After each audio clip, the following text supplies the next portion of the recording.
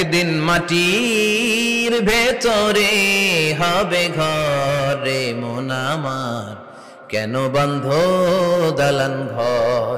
প্রাণ পাখি উড়ে যাবে পিঞ্জর ছেড়ে,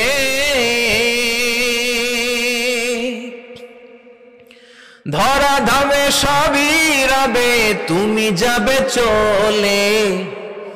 মায়াজাল, এই মায়াজালে আমরা আটকে আছি, ফলে মৃত্যুর কথা আমরা ভুলে গিয়েছি। পাগলের মতো ছুটছি, আরো টাকা লাগবে, আরো খ্যাতি লাগবে, আরো যশ লাগবে, আরো দাপট লাগবে আমার। এত টাকা দিয়ে কি হবে? এত সম্পদ দিয়ে কি হবে? এত ব্যস্ততা দিয়ে কি হবে তোমার? স্টপ, থামুন, অনেক হয়েছে, আন্না থামুন। Take a rest, take a breath and think about death. Think that you have to go back to your Lord. একটু বসেন না, একটু ভাবেন যে আমাকে চলে যেতে হবে, চলে যেতে হবে। এই কোলাহল, এই ব্যস্ততা, এগুলো থাকবে, থাকবো না আমি। সাইয়েদনা ওমর ফারুক বলেছেন, মুতু ক্বাবলা আন তামুতু, মরার আগে একবার মরো। হাসিবু ক্বাবলা আন তুহাসাবু আলাইকুম, তোমার হিসাব নেওয়ার আগে তুমি একবার নিজের হিসাবটা করো না। কাগজ বের করে একটু লিখো না কি কি ভালো কাজ করছিলা, যেগুলো দিয়ে নাজাতের ওসিলা হতে পারে। 1 2 3, আর কি কি আকাম কুকাম করছো দেখো না, লিখে দেখো তোমার অবস্থাটা কি। মরার আগে একবার মরো। মরার আগে খাটের মধ্যে শুয়ে শটান করে চোখ বন্ধ করে একবার মরার ভান করে দেখেন কেমন লাগে। চোখটা বন্ধ করেন আর ভাবেন আপনি নাই, কি কি হতে পারে ভাবেন। আপনার ছেলে মেয়েরা কান্না জুড়ে দিবে, আপনার প্রাণের স্ত্রী বিলাপ শুরু করে দিবে, বন্ধু বান্ধবের চিৎকার আর মাতম, স্থানীয় এলাকার মসজিদে ঘোষণা, অমুক এলাকার নিবাসী অমুক ভাই অমুকের ছেলে অমুক দুনিয়ায় নাই। সব আত্মীয়রা চলে আসবে, ফেসবুকে স্ট্যাটাস দেয়া হবে, সবাই সবাইকে জানাবে বিকাল 4টায় অমুক হাই স্কুল ময়দানে আপনার জানাজা। ছুটে আসবে, সবাই ছুটে আসবে আপনাকে শেষ বিদায় দিতে, গুড বাই জানানোর জন্য, আল ওয়াদা, বিদায় জানাতে আসবে সবাই। 4 তাকবীর দিয়ে আপনার জানাজা হবে, অশ্রুসিক্ত জানাজায় আপনার বিদায় হবে। কাঠের খাটিয়ার মধ্যে করে কাঁধে তুলে আপনারে কবরে নেওয়া হবে, আগে থেকে খুঁড়ে রাখা কবরটার মধ্যে আপনারে বিছিয়ে দেয়া হবে, বাঁশের কচি দিয়ে তার উপরে মাটির চাপা দিয়ে সব চলে যাবে। ভাবেন না একবার চোখ বন্ধ করে, this is the circle of life, this is the nature of life. এটা সবার হবে, আমার হবে, আপনার হবে। এত মায়া, এত ভালোবাসা কই যাবে? কেউ থাকবে না, সবাই আপনার অন্ধকার কবরে রেখে দিয়ে চলে আসবে। উপরে বাঁশের কঞ্চি, তার উপরে মাটির চাপা, অন্ধকার আর অন্ধকার। এই অন্ধকার যেন শেষ হতে চায় না, শুধুই অন্ধকার, ঠিক কিনা? এজন্য আমাদের চলে যেতে হবে। দাদা গেল, চাচা গেল, মামা গেল, আমাদেরকেও যেতে হবে, জোরে কোন ঠিক কিনা? একদিন মাটির ভেতরে হবে ঘরে মন আমার, কেন বন্ধ দালান ঘর? প্রাণ পাখি উড়ে যাবে পিঞ্জর ছেড়ে,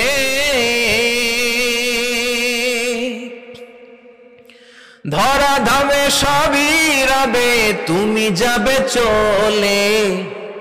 বন্ধু বান্ধব যত, মাতা পিতা যারা সুত, সবই হবে তোমার পরে।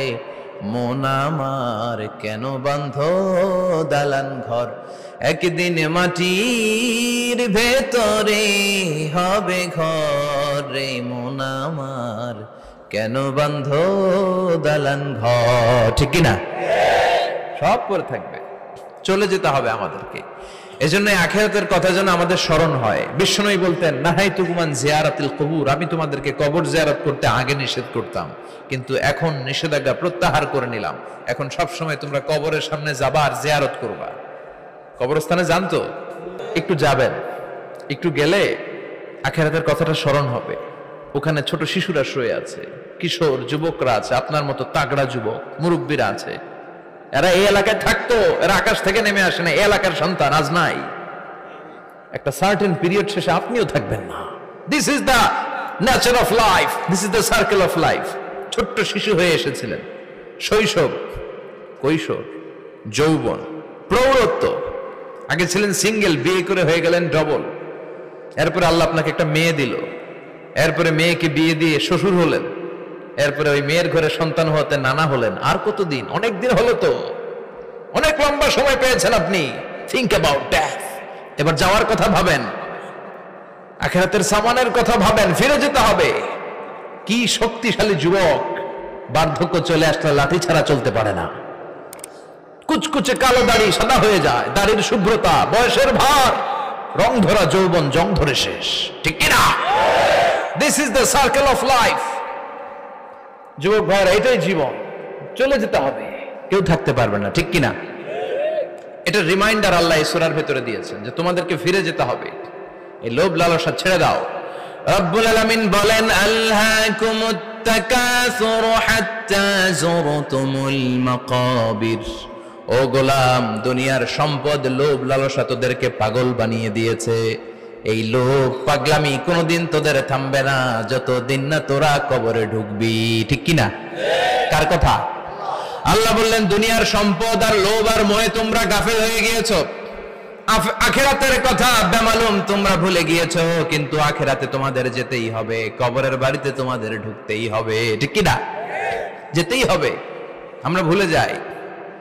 আলহাকুমুত তাকাসুর, অতিরিক্ত পাওয়ার লোভ, বেশি বেশি খাওয়ার লোভ, বেশি বেশি জমানোর লোভ মানুষকে গাফেল বানিয়ে দিয়েছে। এটা মানুষের স্বভাব, আরো চাই আরো চাই, এই স্বভাবটা আছে না নাই? এই স্বভাবটাই মানুষকে কুড়ে কুড়ে শেষ করে দিয়েছে। এত লাগবে কেন তোমার? চাহিদার কোনো শেষ নাই, unlimited demand of human being. যার আছে বেশি তার চাই বেশি, যার সাইকেল আছে তার হুন্ডা চাই, হুন্ডা আছে তো প্রাইভেট কার চাই, প্রাইভেট কার আছে তো প্লেন চাই, প্লেন আছে তো হেলিকপ্টার চাই, হেলিকপ্টার আছে তো ওইটা চাই, ওইটা আছে তো সেটা চাই, ঠিক কিনা? এলাকার মেম্বার যে হয়েছে চেয়ারম্যান হতে চায়, আছে না নাই? চেয়ারম্যান সাহেব এমপি হতে চায়, আছে না নাই? এমপি সাহেব মন্ত্রী হতে চায়, আছে না নাই? মন্ত্রী সাহেব প্রধানমন্ত্রী হতে চায়, আছে না নাই? তো মানুষের চাহিদার কোনো শেষ নাই, যার আছে বেশি তার চাই বেশি। এজন্য বিষ্ণু বলেছেন, উনজুরু ইলা মান হুয়া আসফালা মিন, তোমার চেয়ে যে খারাপ আছে ওর দিকে তাকাও। ওয়ালা তানজুর মান হুয়া আ'লা মিন, তোমার চেয়ে যে ভালো আছে ওর দিকে তাকাও না, তোমার চেয়ে যে খারাপ অবস্থানে আছে ওর দিকে তাকাও। অনেকে নিজের অবস্থান নিয়ে সুখী না, এরকম আছে না নাই? আল্লাহ আমার এটা দিল না রে, ওইটা দিল না রে, পাইলাম না রে, কিচ্ছু হয় না, কি করব জীবনে, হতাশ। আসলে আছে কিন্তু অনেক, কিন্তু শুকরিয়া নাই, ডাকাত, ঠিক কিনা? নিজের অবস্থান নিয়ে সুখী না, কিন্তু অনেক লোক আছে তারা আপনার অবস্থানে পৌঁছতে চায়। তাদের দিকে তাকিয়ে দেখেন, আপনি যে অবস্থানে আছেন এই অবস্থানে পৌঁছাটা অনেকের কাছে স্বপ্ন। তারা প্রতিনিয়ত সংগ্রাম আর স্ট্রাগল করে যাচ্ছে আপনার অবস্থানে পৌঁছতে, আর আপনি এটা নিয়ে সন্তুষ্ট না। শেখ সাদির নাম শুনেছেন? বালাগাল উলা কাশাফাত দুজা, এই কবিতাটার রচয়িতা ইরানের বিখ্যাত এক কবি। উনি একবার আর্থিক সমস্যার মধ্যে দিয়ে সময় কাটাচ্ছেন, টাকা নাই, পয়সা নাই, পায়ে দেওয়ার মতো জুতা নাই। উনি খুব দুঃখ পেলেন, হায় রে, আমি ইরানের এত বড় কবি, আমার পায়ে দেওয়ার মতো জুতা নাই। দুঃখ ভরা মন নিয়ে রাস্তায় হাঁটতে বেরোলেন। হাঁটতে হাঁটতে হঠাৎ দেখলেন একটা লোক শুয়ে শুয়ে কাঁদছে, ওই লোকটার দুইটা পাই নাই, পাই নাই। উনি সেজদায় পড়ে গেলেন, আল্লাহর কাছে ক্ষমা চাইলেন, আল্লাহ অনেক দিয়েছ, শুকর আলহামদুলিল্লাহ। এজন্য যেই পরিস্থিতিতেই থাকি না কেন আমরা কি পড়বো? জোরে বলেন, কি পড়বো? এজন্য কানাতু মিনাল ইসলাম, অল্পে তুষ্ট থাকার নাম হলো ইসলাম। সম্পদ লাগবে কিন্তু সম্পদের পাহাড় লাগবে না, ঠিক কিনা? অল্প খান, অল্প পড়েন, অল্প জামান, অল্পের ভেতরে বরকত ঢুকাইয়া দিছে কে? দেখবেন যাদের সম্পদ অল্প তারা সুখী বেশি। জরিপে এটা দেখা গিয়েছে, অনেক সার্ভেতে এটা এসেছে, যারা সম্পদশালী এরা দুঃখী বেশি, এদের দুঃখ বেশি, টেনশন বেশি। খুব স্বাভাবিক, টাকা যার বেশি রোগ তার বেশি, টাকা যার বেশি টেনশন তার বেশি, টাকা যার বেশি ঘরে শান্তি তার কম, আছে না নাই?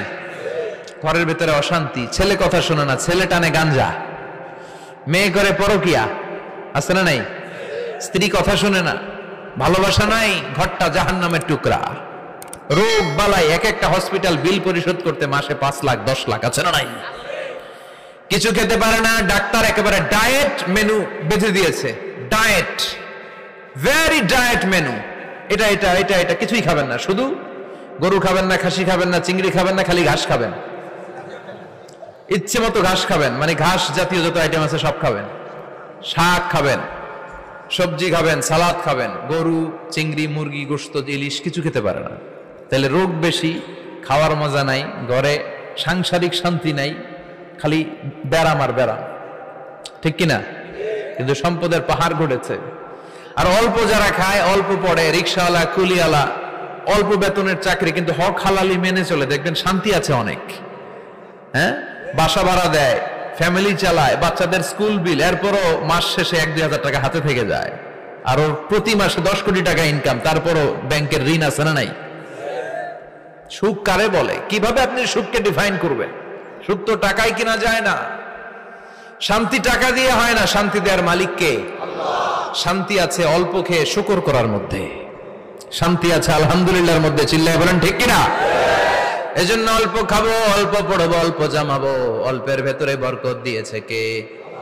দেখেন ধনী ভাইরা খেতে পারে না, কিন্তু রিক্সাওয়ালার কি সমস্যা হয়? রিক্সাওয়ালারা সব খেতে পারে, কুলিওয়ালা, দিন মজুর, এরা একেবারে স্লিম সুঠাম দেহি, মেদহীন পেট, পেটে কোনো মেদ নাই, ভুড়ি নাই। আর কোটিপতিদের মেদ আছে না নাই? এত বড় বড় পেট, ঠিক কিনা? আমাদেরও পেট আছে, তবে হালাল পেট, এটা হারাম টাকা দিয়ে এই ভুড়ি বানাই নাই আমরা। ছিলে বলেন ঠিক কিনা? রিক্সাওয়ালা, কুলিওয়ালা নিজেও নামাজ পড়ে, বউও নামাজ পড়ে, বাচ্চাটাও নামাজ পড়ে, রিক্সা চালায় আর জিকির করে লা ইলাহা